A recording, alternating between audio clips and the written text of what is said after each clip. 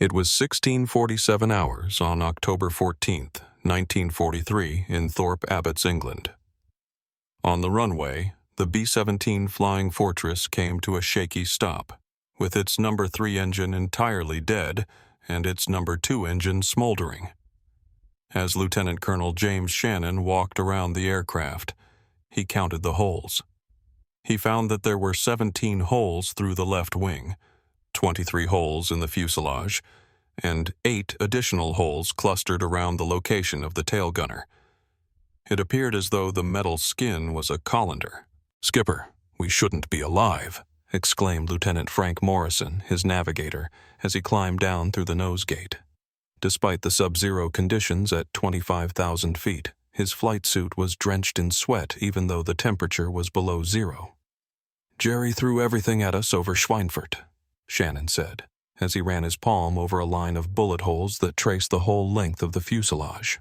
The fuel tanks were missed by a few inches. Many of the fortresses that were landing around him were trailing smoke, and some of them were shooting red flares to indicate that there were wounded aboard. 60 of the 291 B-17s that had taken off for Schweinfurt that morning with the intention of bombing ball-bearing plants had not returned by the time they arrived. Another 17 would be considered irreparable and would be written off. Before they could take to the skies again, 121 of the survivors required extensive repairs. The mathematics was really difficult. A bomber crew had a statistical chance of surviving its required 25 mission tour that was less than 30% as long as they maintained this loss rate.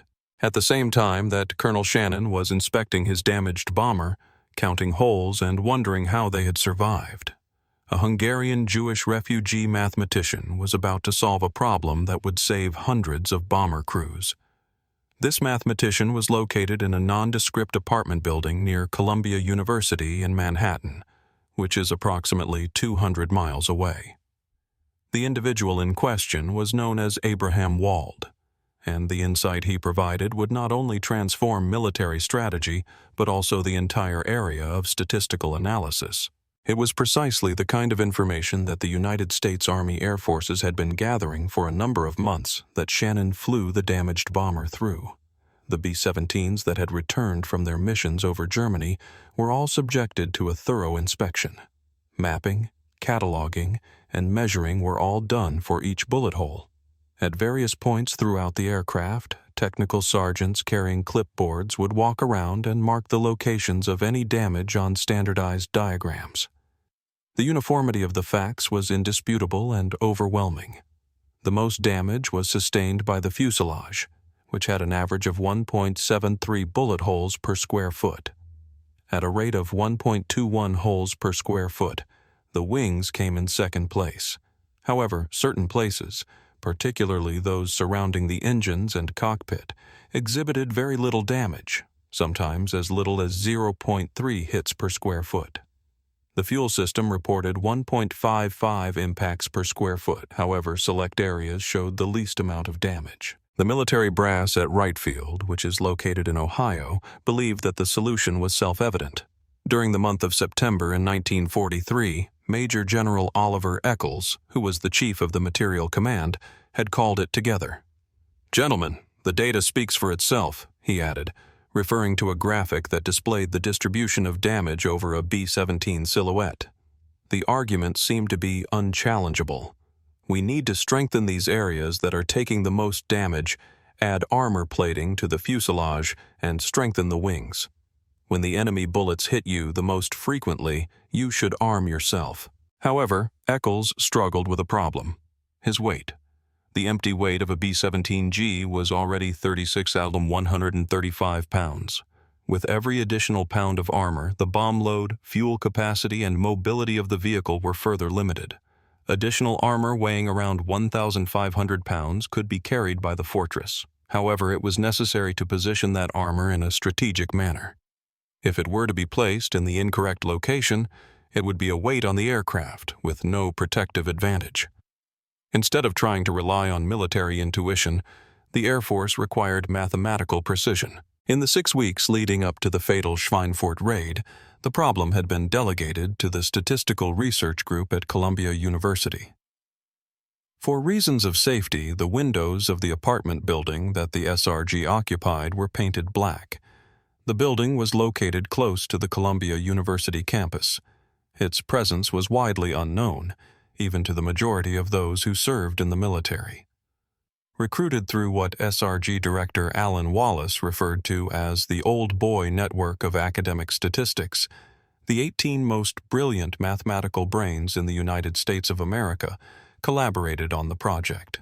They had already found solutions to a wide variety of difficulties, including the ideal design for naval convoy formations and the mathematical chance of hitting targets with the Norden bomb sight. It was in 1943 when Abraham Wald became a member of the organization. He was one of the many European refugee professors who would have a significant impact on the American war effort. Wald was born in 1902 in Kodva, which was then a part of Austria-Hungary and is now located in Cluj-Napoca, Romania. Both of his parents had homeschooled him because, according to Hungarian law, he was an Orthodox Jew and therefore was not permitted to attend school on Saturdays.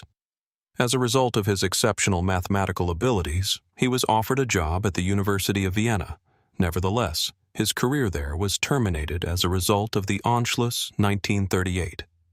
In the United States, where Columbia University had offered him a place, he had fled to the safe haven. At this point, rather than focusing on pure mathematical theory, he was devoting his intelligence to the task of ensuring the survival of American aviation officers. Over the course of the month of August 1943, the Air Force sent over their data to the SRG. This included boxes of reports, thousands of damage assessments, photographs, and measurements. During that time, Captain Robert McNamara was employed by the Office of Statistical Control of the United States Air Force, and he was the one who oversaw the data collection. Each and every bomber that had returned from the 8th Air Force, which was stationed in England, had been inspected. Heavy damage was sustained to the fuselage and wings, whereas very little damage was sustained to the engines and cockpit regions. The patterns were distinct and constant. In complete silence, Wald reviewed the data for a period of 3 days. When Wald finally spoke at their meeting on September 2nd, his colleague, the economist Milton Friedman, recalled afterwards, Abraham would sit there, smoking his pipe, saying nothing for hours. Then suddenly he'd make a mark on paper and return to silence. The other statisticians at SRG had already begun calculating optimal armor distribution based on hit frequency when Wald finally spoke. He stated in a straightforward manner, "You are all wrong. The Air Force is wrong. You are looking at this backwards." There was complete silence in the room. During the conversation, Frederick Mastella, a young statistician who would go on to become the president of the American Statistical Association, inquired about the thoughts of all individuals. Wald rose up and walked over to the chalkboard. "Abraham, the data is clear. These areas receive the most damage. How can reinforcing them be wrong?" Wald asked. He first drew a straightforward outline of the B-17, and then he noted the spots in the Air Force data that showed significant damage. "These planes have just returned," he stated. "They took this damage and survived. Every plane you examined took hits here," he indicated to the fuselage and wings, "and still made it home." He was referring to each plane that had been damaged. Then he created yet another outline of the B-17. He underlined the regions of the returning aircraft data that showed minor damage, such as the engines, the cockpit, and the tail control surfaces. He asked, "Where are the planes that didn't return? What did their damage patterns look like? If damage were truly uniform, we should see equal distribution across all areas. We don't. The missing damage is on the missing planes." This realization came as shocking as a bolt of lightning. Afterwards, the statistician Leonard Jimmy Savage would refer to it as one of the most sophisticated realizations of the war campaign. It was assumed by the Air Force that the survivors were representative of all planes. Therefore, they had been looking at them. Wald was aware that they were just viewing a portion of the scene, specifically the portion that had survived to tell the story. It was then that Wald said, "Consider it mathematically while drawing equations on the board. Let us assume, reasonably, that enemy fire is essentially random, that German anti-aircraft gunners and fighter pilots aren't precisely aiming at specific aircraft components from thousands of feet away. If fire is random, damage should be uniformly distributed across the aircraft's surface. The distributions of probabilities were written down by him. George Stigler, an economist who would go on to win the Nobel Prize in 1982, was present in the room when he made the following statement. If we see non-uniform distribution in returning aircraft and we assume uniform distribution of enemy fire, then we must conclude that aircraft hit in the underrepresented areas did not return. These are your critical areas. These are where armor belongs. He subsequently wrote in his journal, "It was so obvious once Abraham explained it, yet none of us had seen it. We were all looking at the data. Abraham was looking at what wasn't in the data." The repercussions were really spectacular.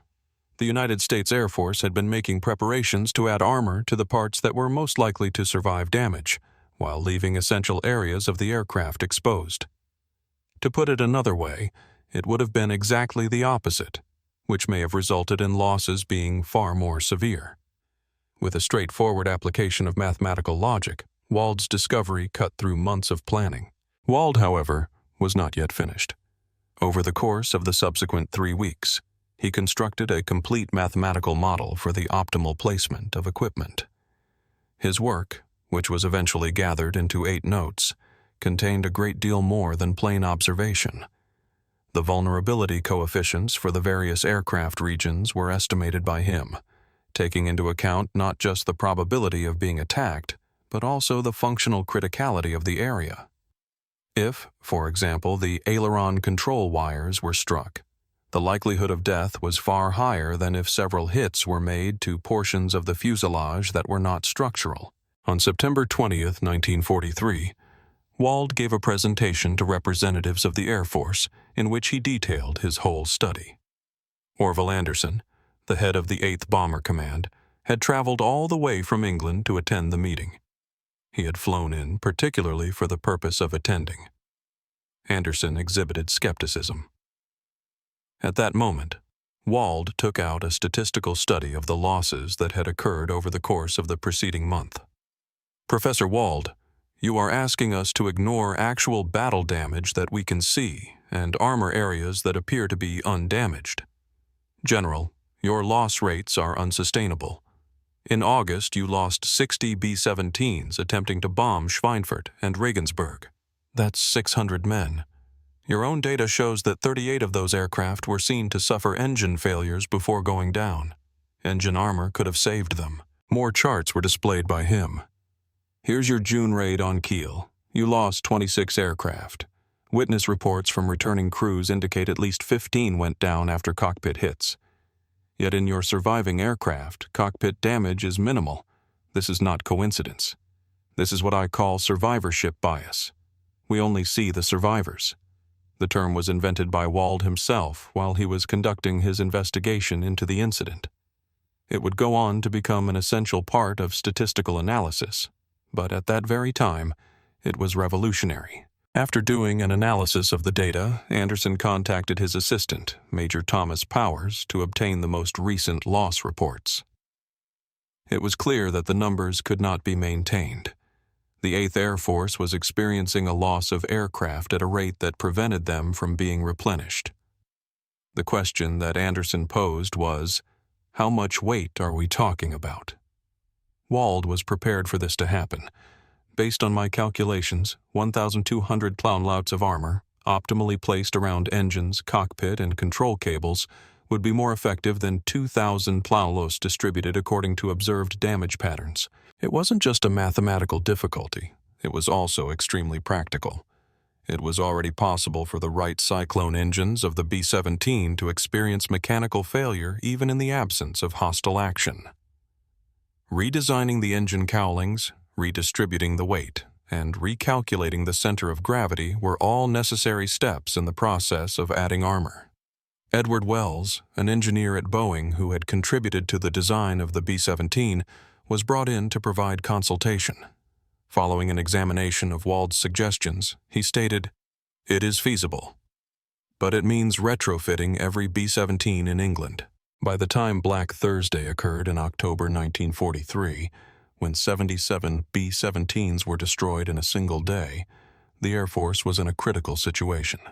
The implementation of Wald's proposals was directly ordered by Officer Henry Hap Arnold, who was the commanding officer of the Army Air Forces. Almost immediately, the retrofit work got underway. Adding armor plates to engines, putting bulletproof glass in vital cockpit sections, and upgrading control cable lines were some of the tasks that crews performed around the clock at modification centers in England. While working at the Huntington Modification Center, Technical Sergeant William Haney recalled the sense of urgency that was taking place. "We had birds coming in all shot up from missions, and we're trying to patch them while adding these new armor kits. Orders were to prioritize Wald's modifications over everything else, with the exception of critical repairs." The upgrades were not initially well received by crews. At first, Captain Robert Morgan, the pilot of the well-known Memphis Belle, which, along with Hell's Angels, was one of the first B-17s to successfully complete 25 missions on May 17, 1943, was suspicious. "We're already flying overloaded now. They want to add more weight to places that never get hit." However, Morgan was focusing on his own experience, his own survival, and he was unaware that he was a part of the statistical bias that Wald had found. November 1943 marked the first time that upgraded B-17s were used in combat missions. Both the quick and dramatic consequences were achieved. Even though the intensity of the missions was increasing, the rate of losses started to decrease. The 8th Air Force's loss rate per sortie had decreased from 9.1% to 3.5% by the time December rolled around, despite the fact that they had flown deeper into Germany than they ever had before. As the modification program continued to grow, it eventually encompassed all heavy bombers in the United States.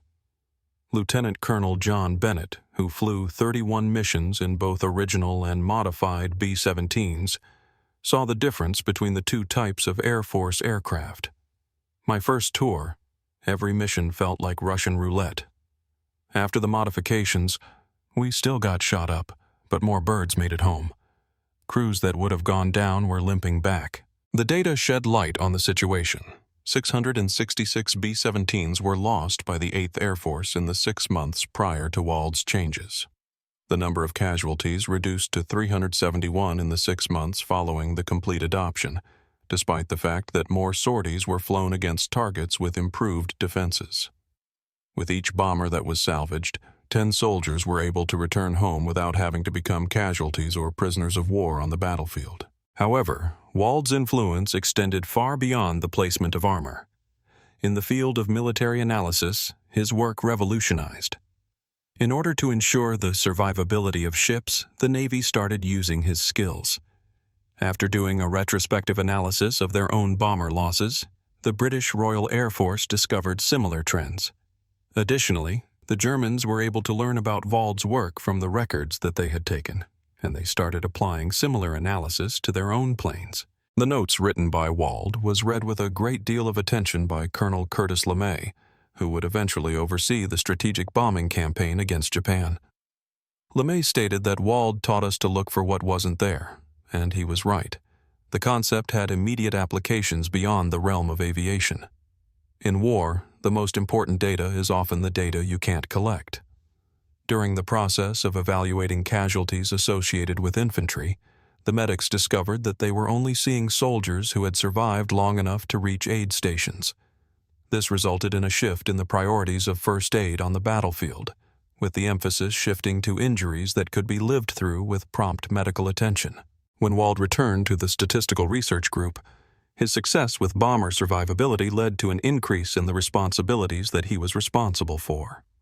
As a result of his development of sequential analytic procedures for quality control in ammunition manufacture, millions of rounds were spared having to undergo testing that was not essential.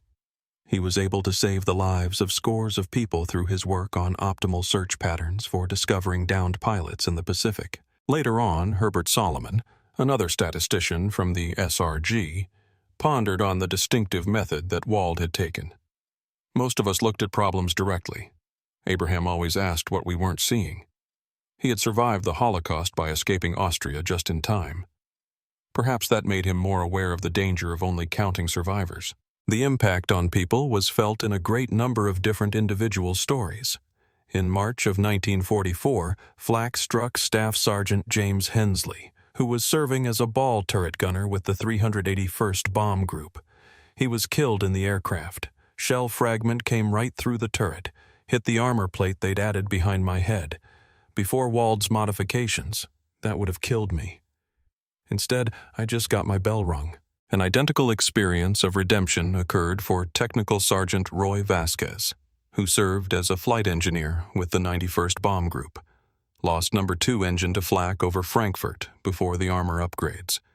Losing an engine usually meant fire, then bail out or blow up, but the armor protected the fuel lines.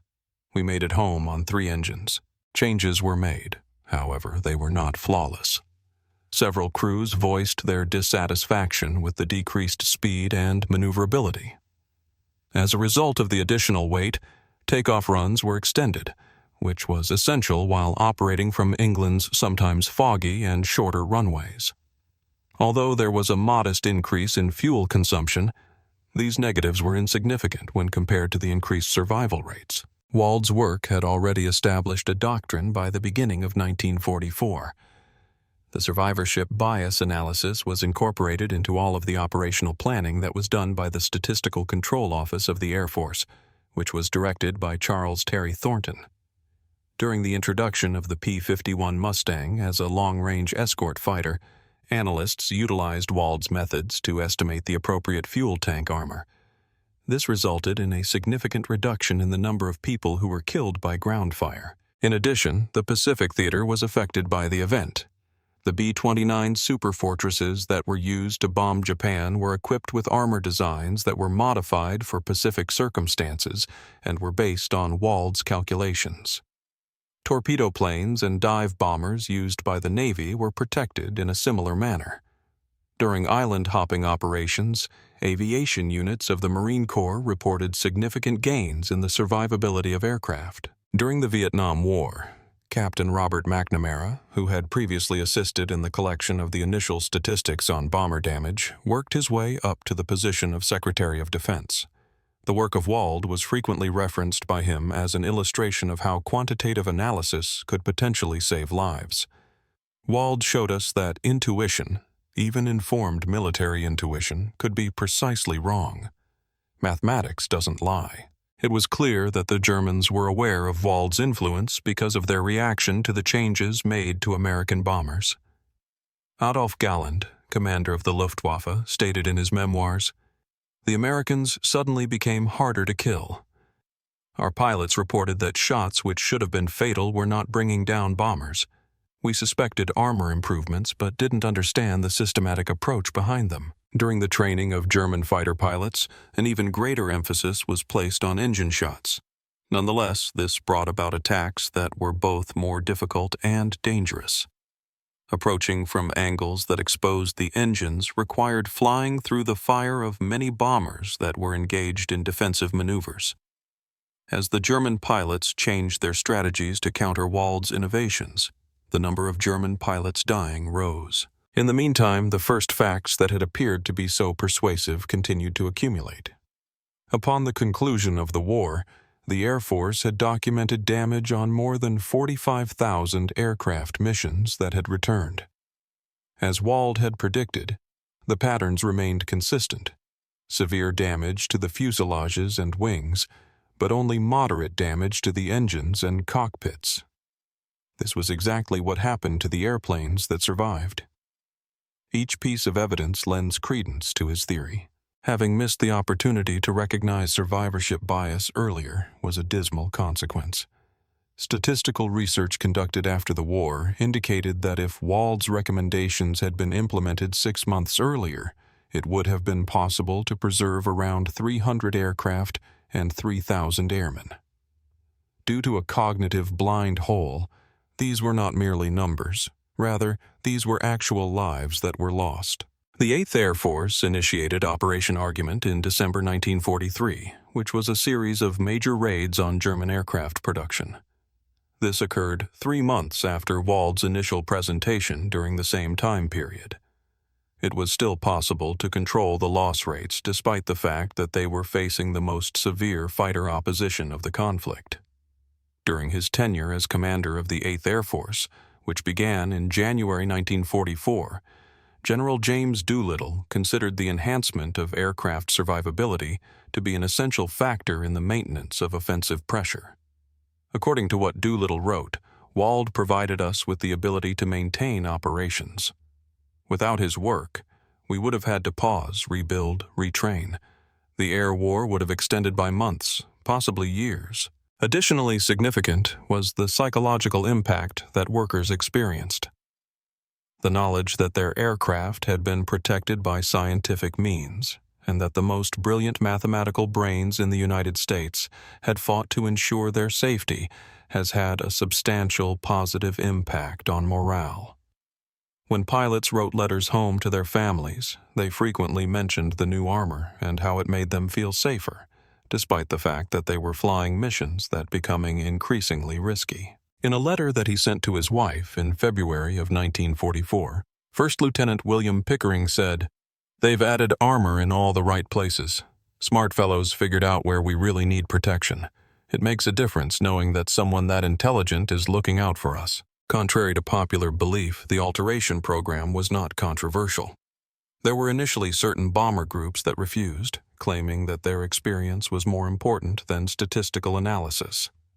An argument was made by Colonel Dale Smith of the 384th Bomb Group, who stated, "My crews know where they get hit. We don't need some professor telling us where to put armor." However, Smith changed his view after the casualties of his group reduced by 40% in the 2 months that followed the implementation of improvements. Over time, he became into a supporter of the utilization of statistical analysis in military strategy, frequently emphasizing his earlier skepticism as an illustration of how experience may lead to erroneous conclusions. Even Wald himself maintained a humble attitude on his work. In 1944, he gave a rare interview to the Columbia University newspaper in which he stated, "I merely applied standard statistical thinking to available data. The real heroes are the airmen who fly these missions and provide us with the data to analyze."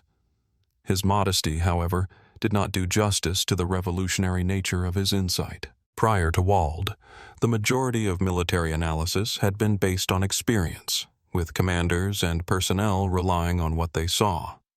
After Wald, it evolved into a mathematical and rigorous approach, taking into account not just what was visible, but also what was not visible. A quick spread of the concept of survivorship bias occurred within the military's way of thinking. In the process of evaluating submarine losses, naval leaders discovered that they were only receiving information from boats that had survived patrols. When Army units were studying infantry tactics, they realized that they could only learn from men who had lived through the experiences they were studying.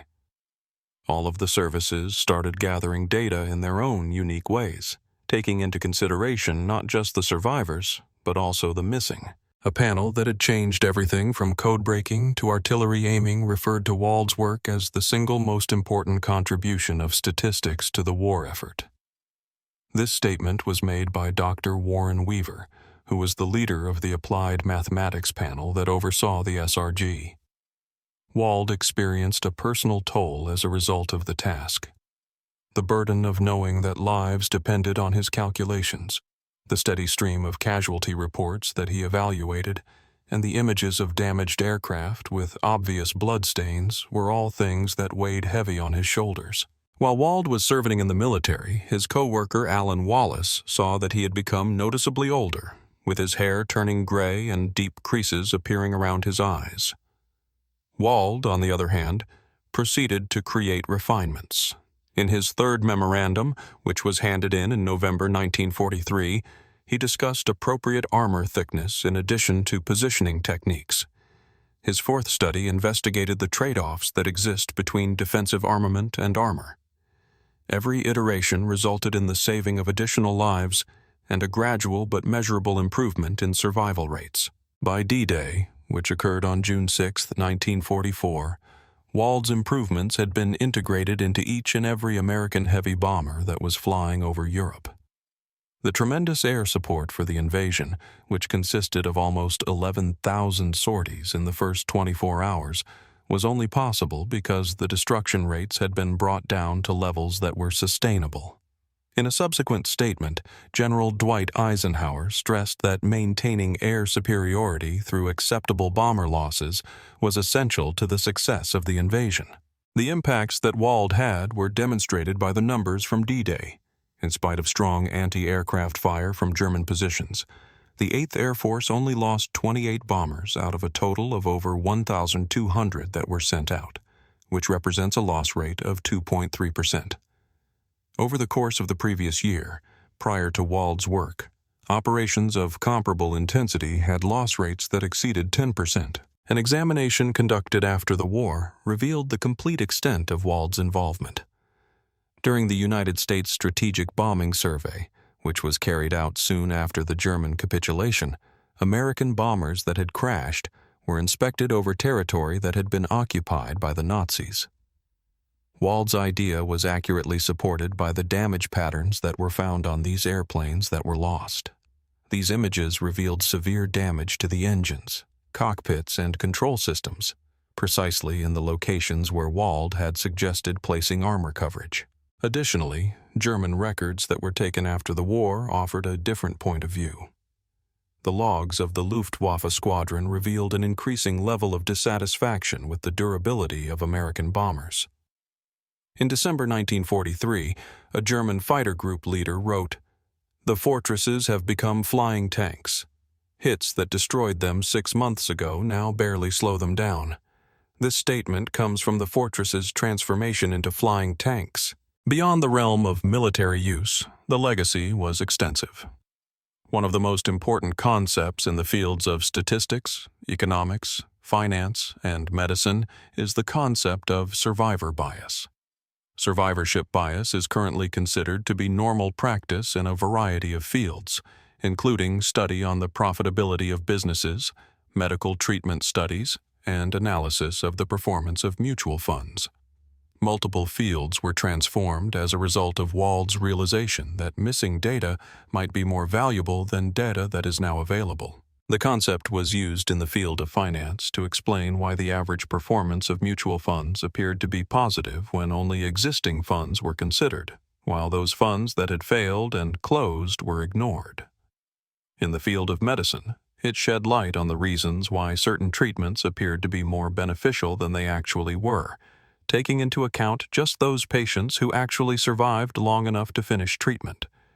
In the world of business, it shed light on the reasons why imitating great organizations frequently results in failure, while simultaneously ignoring the unseen graveyard of other companies that had attempted the same techniques. There was a significant amount of research done on Wald's work by Colonel Jacob Beezer, who would later serve as the weaponeer on both of the atomic bomb flights. Wald taught us that in any analysis, you must ask who isn't in the room, who didn't survive to be counted, what data is missing because it died with its source. Despite Wald's advancements, the level of human suffering caused by the air war continued to be astonishing. Only the 8th Air Force suffered a loss of 26,000 lives, including 28,000 killed, wounded, or prisoner. Statistical study, on the other hand, revealed that these statistics would have been 30 to 40% higher if survivorship bias-based alterations had not been made. The result was around 10,000 additional casualties that could have been avoided via the use of mathematical insight. The individual narratives shed light on these statistical findings. Lieutenant Richard Cole, who had accompanied Doolittle on the infamous Tokyo raid, managed to survive 26 flights over Europe while flying in a modified B-17 equipped aircraft. "I saw birds identical to mine go down from engine hits. The only difference was my engine armor. That's why I'm here talking to you." Radio operator Sergeant Anthony Picardi had an incident that was considerably more direct than the one described above. Took a 20mm cannon shell right to the cockpit armor.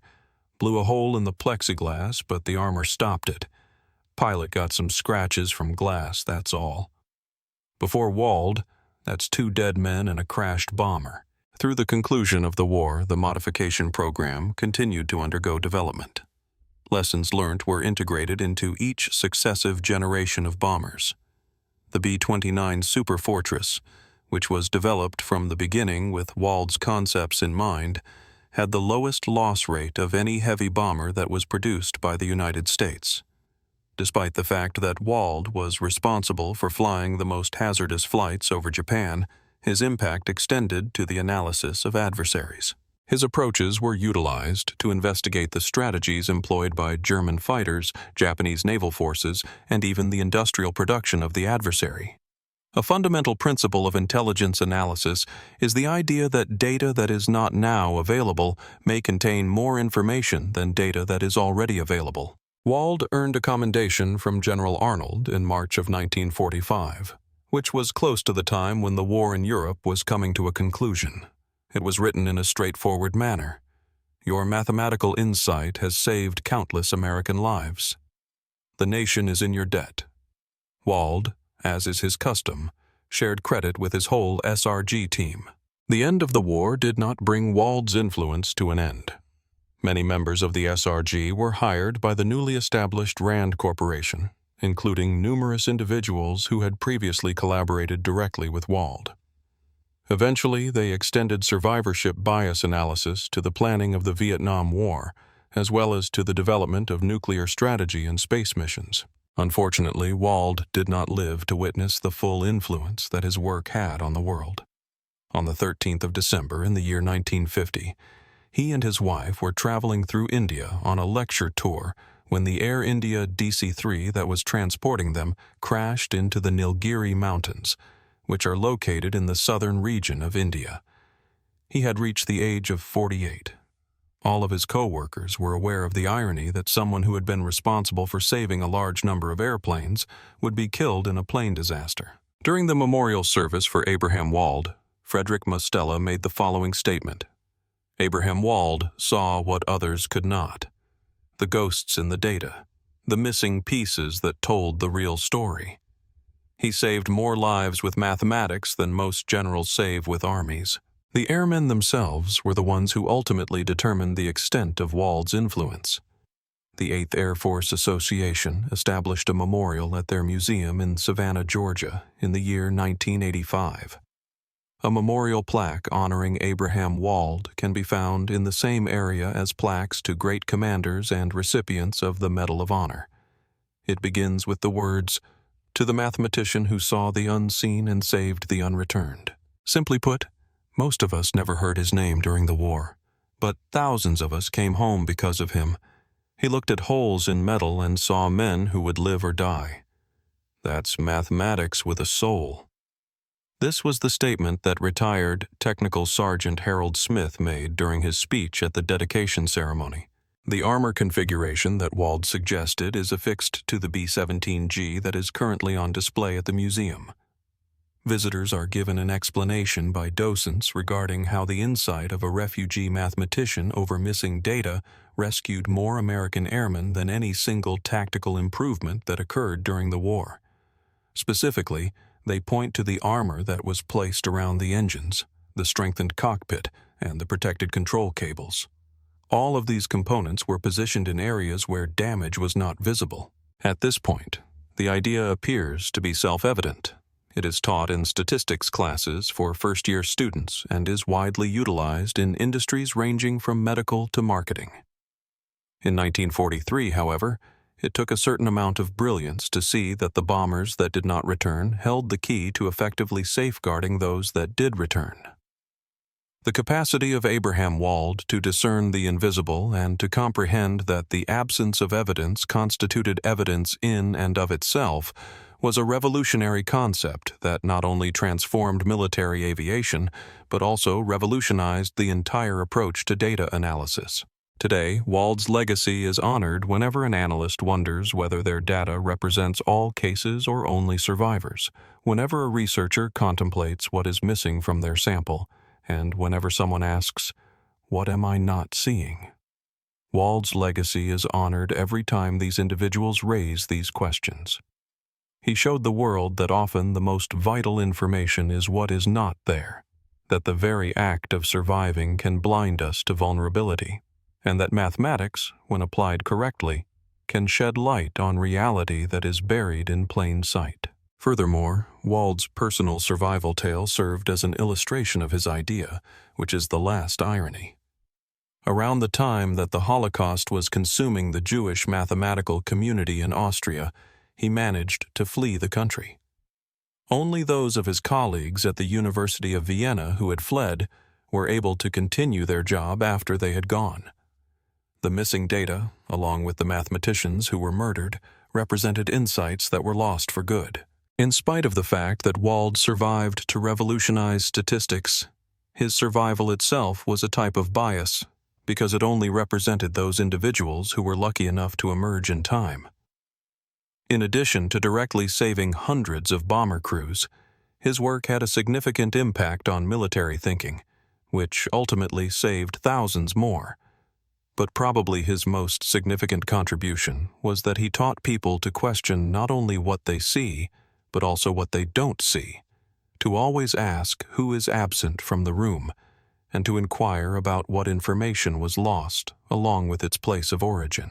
In a world where there is an abundance of information, Wald's insight continues to be highly significant.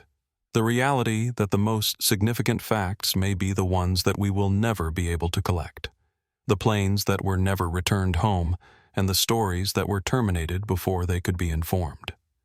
Even though the mathematics was sophisticated and the application was applicable, the lesson was extremely profound. The discovery of a fundamental truth about knowledge itself was made by Abraham Wald while he was attempting to safeguard bombers. Every one of us is a survivor, and the fact that we have survived molds what we believe we know. We can only get closer to a genuine understanding if we acknowledge those who are absent, count those who have not been counted, and remember those who have not returned. This realization, which started with bullet holes in aluminum, has been responsible for saving more lives than all of the armor that has ever been produced.